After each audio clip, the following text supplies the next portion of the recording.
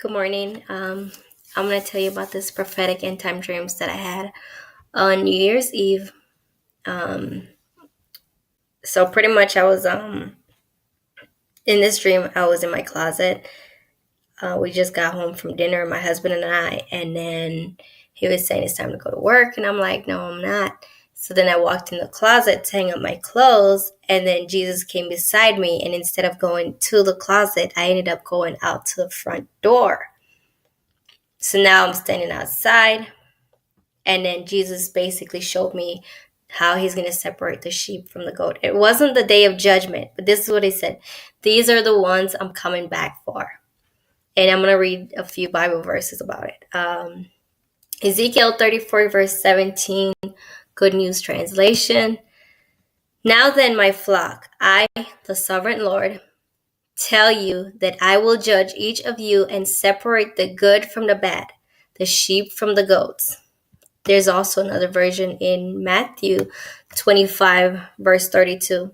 He will separate them one from another as a shepherd divides his sheep from the goats. So pretty much in a dream, once me and Jesus, we were standing outside and he was on my left.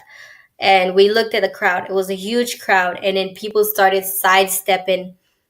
And then the one crowd turned two into two. And on the left, then when I looked at the group on the left, and Jesus said, these are the ones I'm coming back for. And they started looking at each other like, what do we do now? Now that we're separated, what are we going to do? So then they got into groups of 2 or 3 and started reading the Bible. And the others who were still standing there was still facing me and Jesus, but they stayed put. And then Jesus walked behind me, and then he walked down the steps, and then he just disappeared.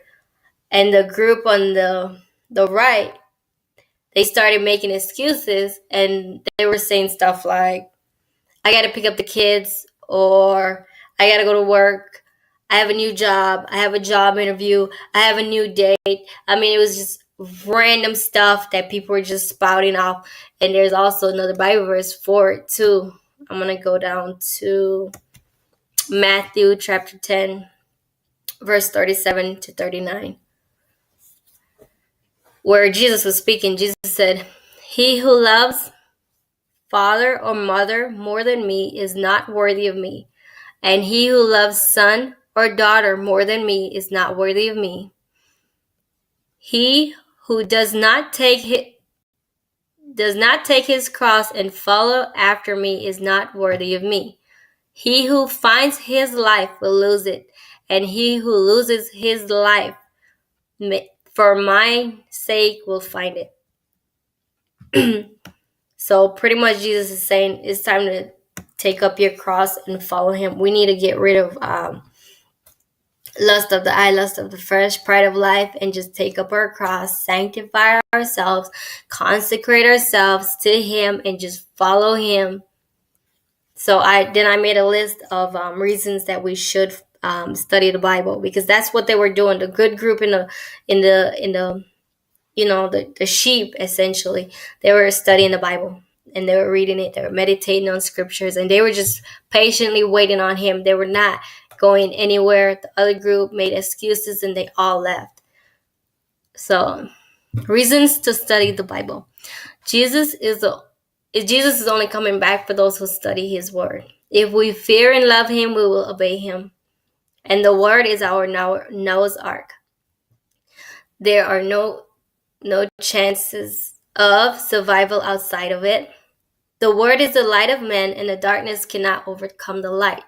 The more light we have, the more power we have to overcome the darkness, meaning darkness cannot overpower us, so we won't fail. Because spiritual warfare is real, and the more words we have, the more light we have, and they cannot win over that light, because the light is from God, and darkness cannot win over God. Reading and meditating on scriptures is spending time with God. And the last one, it helps to sanctify and purify the soul. Darkness does not approach the light because it will be exposed. And once you keep studying the word, you may lose lust of the flesh, lust of the eye, pride of life. And when I saw the rapture dream, Jesus said, I asked Jesus, how do we prepare? Jesus said, and they overcome him by the blood of the Lamb and the word of their testimony, and love not their lives until death.